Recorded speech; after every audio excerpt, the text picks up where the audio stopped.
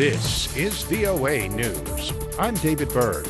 President Donald Trump declared a national emergency Friday in an effort to combat the spread of the coronavirus in the United States. We get more from AP's Sagar Meghani at the White House. Two very big words. At a Rose Garden news conference, the president said the declaration will free up to $50 billion for state and local government's virus response. He's also waiving interest on federally held student loans, among other moves. The administration's been criticized for a slow virus testing rollout. No, I don't take responsibility at all. Blaming it on an old system not equipped for this size outbreak. The president says more tests are being made available, but urged people not to rush forward without certain symptoms. It's totally unnecessary. But says he will most likely be tested after being near a Brazilian spokesman last week who tested positive days later. Not for that reason, but because I think I will do it anyway. Sagar Meghani at the White House. The Trump administration and the Congress have apparently reached agreement on a bill that would provide free testing and paid sick leave for Americans affected by the coronavirus outbreak.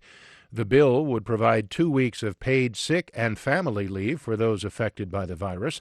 It would expand safety net programs to help people weather economic downturns and would increase Medicaid. House Speaker Nancy Pelosi said Friday the measures would be good for the entire country. Our legislation secures paid leave with 2 weeks of paid sick leave and family and medical leave for those affected by the virus. And for those who lose their jobs, we are strengthening unemployment insurance, a critical step to protect workers' economic security. President Trump tweeted late Friday that he fully supports the bill, saying he would, quote, always put the health and safety of American families first. For more, visit our website. This is VOA News.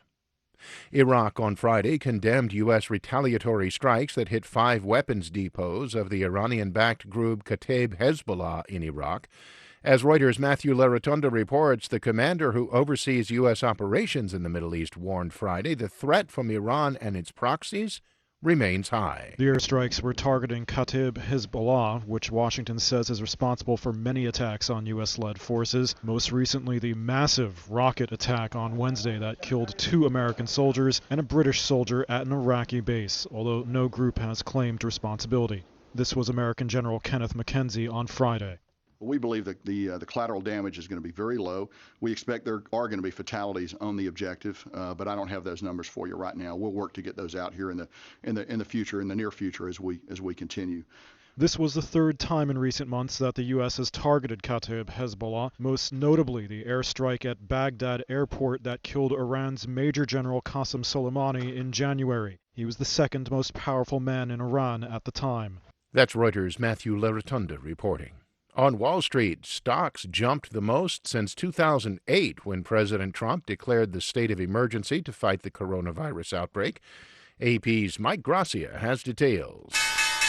Stocks rebounded on Wall Street Friday to close a tumultuous trading week as President Donald Trump announced new measures to fight the coronavirus outbreak. Stocks doubled gains in the last half hour as Trump made his announcement. The Dow Jones Industrial Average recorded its biggest gain since October 2008, rocketing 1,985 points or 9.4% to close at 23,186. The broader S&P 500 clawed back 230 points, a gain of 9.29% to close at 2,711. The Nasdaq Composite shot up 672 points, or 9.34% to close at 7,974. Friday's gains followed by one day what was the worst drop for the markets since the Black Monday crash of 1987. I'm Mike Gracia. And New Zealand on Saturday called off a national remembrance service marking the one-year anniversary of the attack on Christchurch mosques because of concerns over the coronavirus outbreak.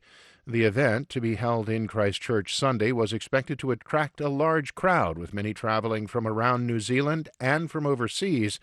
New Zealand's Prime Minister Jacinda Ardern said in a statement, "This is a pragmatic decision.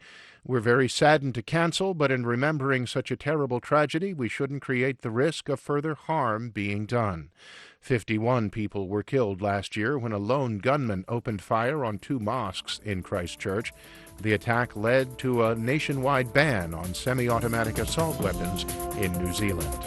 For more, visit voanews.com. I'm David Byrd, VOA News.